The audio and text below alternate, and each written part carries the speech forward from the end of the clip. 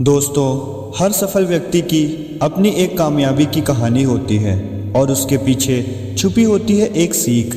अगर हम दूसरों की कहानियों को ध्यान से पढ़ें और उनसे कुछ सीखने का प्रयत्न करें तो यकीनन हम खुद अपने जीवन में कामयाब हो सकते हैं। कुछ व्यक्ति अपनी पूरी जिंदगी एक ही पटरी पर चलते रहते हैं और अपने जीवन में कुछ खास नहीं कर पाते, लेकिन कुछ व्यक्ति अन्य लोगों से प्रेरणा लेकर अपने आप में समय रहते सुधार करते हैं और जो चाहते हैं उसमें सफलता प्राप्त कर लेते हैं। तो आइए एक ऐसी ही सफलता की कहानी हम आपके सामने पेश करते हैं। एक जवान लड़का था जिसका नाम था रामपाल। बचपन से ही वो पढ़ाई लिखाई में बहुत तेज था। जैसे जैसे वो और बड़ा होता गया उसका ध्यान आध्यात्म की तरफ होता चला गया। 25 की उम्र तक आते आते उसने मानो भगवान का ध्यान करने और पूजा अर्चना करने की जैसे लत लग गई थी। हालांकि उसके बचपन से इच्छा थी कि वो बहुत ज़्यादा पैसे कमाए। इसके लिए वो हमेशा कुछ न कुछ करने की भी सोचता रहता था। पर कुछ यूँ लगा लीजिए कि सुबह से लेकर शाम तक वो भगवान की पूजा अर्चना और ध्यान करने में ही ज़्यादातर समय बिता देता था। रामपाल की सफलता की कहानी जरा ध्यान लगा के सुनिएगा और इससे मिलने वाली सीख और प्रेरणा को अपने खुद के जीवन में भी जरूर लागू कीजिएगा। तो बस भगवान को याद करते करते पता नहीं 5-6 साल और कब बीत गए, रामपाल को पता ही नहीं चला। हालांकि भगवान का ध्यान करना और उन पर विश्वास करना कोई बुरी बात नहीं, पर रामपाल इतने सालों में ऐसा करते करते बहुत ही ज़्यादा आलसी हो चुका था। अब चूँकि कमाने की उम्र निकली जा रही थी तो उसे इस बात की ज़्यादा चिंता होने लगी। अमीर तो वह बनना चाहता ही था, उसके लिए कुछ करना भी चाहता था, पर बस अपनी पूजा अर्चना के चक्कर में कोई भी काम शुरू नहीं कर पा रहा था। ऊपर से उस पर आलस इस कदर सवार हो गई थी कि वो सिर्फ योजनाएं बनाता था, उनकी शुरुआत नहीं करता था। जैसे जैसे समय बीतता गया उसको अपने जीवन और भविष्य के बारे में और ज़्यादा चिंता होने लगी कि अब सब कैसे होगा। एक दिन रात के समय सोते सोते उसने फैसला किया कि वो पिछले 10-15 साल से भगवान की पूजा अर्चना कर रहा है, इसलिए अब भगवान से ही पैसे मांगेगा। उसे अपने भगवान पर पूरा विश्वास था। उसे यकीन था कि इतने सालों से वो भगवान को याद कर रहा है तो भगवान उसकी ज़रूर सुनेंगे। उसी दिन से वो हर रोज़ जब भी भगवान की पूजा करता, उनको याद करता तो उनसे लाखों रुपए की मांग जरूर करता। उसे पूरा विश्वास था कि अब मेरे भगवान ही मेरी सफलता की कहानी लिखेंगे। यूं भगवान से पैसे मांगते मांगते और उनका ध्यान करते करते कई साल बीत गए और रामपाल अब 40-42 साल का हो गया। पर भगवान के द्वारा उसके अमीर बनने की इच्छा अब तक पूरी नहीं हुई। वो बहुत ज़्यादा परेशान रहने लगा और उसे इस बात को लेकर काफ़ी ज़्यादा मानसिक आघात पहुंचा कि 20 साल से वो अपने भगवान की पूजा कर रहा है, लेकिन उन्होंने उसकी इच्छा पूरी नहीं की। अब रामपाल को लगने लगा कि उसका जीवन पूरी तरह से खत्म हो चुका है। वो पागल सा रहने लगा और पूजा अर्चना करना सब छोड़ दिया। वो रात को सोते समय अभी भी एक बार भगवान को याद करके ज़रूर सोता था और मन ही मन उनसे पूछता था कि क्यों आपने मुझे अमीर नहीं बनाया, सिर्फ कुछ लाख रुपए ही तो मांगे थे मैंने। यूं करते करते दिन बीतते गए।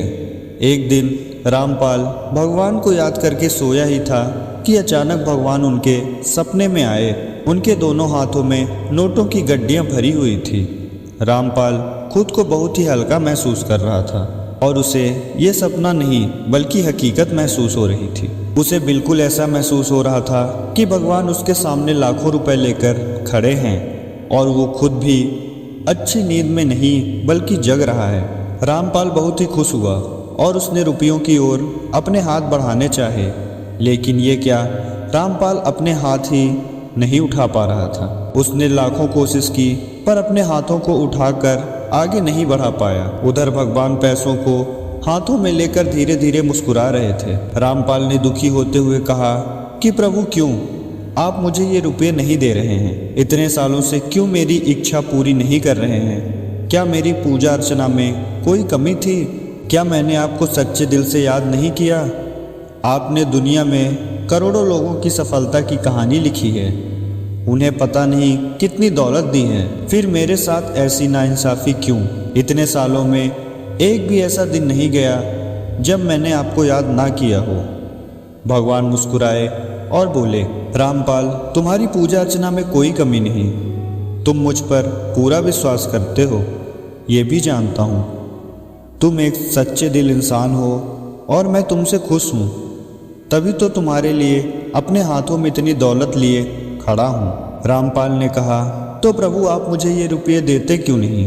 भगवान ने कहा, रामपाल, मैं तो तुम्हें ये रुपये देने ही आया हूँ, लेकिन तुम खुद इन्हें नहीं ले पा रहे हो। रामपाल को कुछ समझ ना आया और दुखी होते हुए बोला, प्रभु मुझे कुछ समझ नहीं आ रहा है, मैं क्या करूं? ये क्या हो रहा है? तब भगवान ने कहा, शांत हो जाओ पुत्र और मेरी बात ध्यान से सुनो।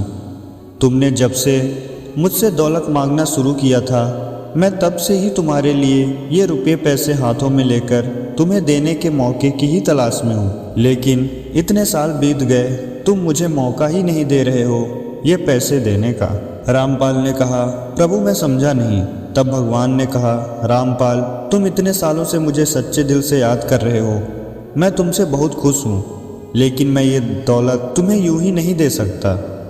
इसके लिए मुझे कोई ना कोई बहाना तो दो। जो तुमने सालों से सोच कर रखा है, अपना वो काम धंधा शुरू करो जिसमें मैं तुम्हें सफलता दिलाऊंगा, और ये ढेर सारी दौलत कुछ ही समय में तुम्हारे काम के जरिए मैं तुम्हारे पास पहुंचा दूंगा।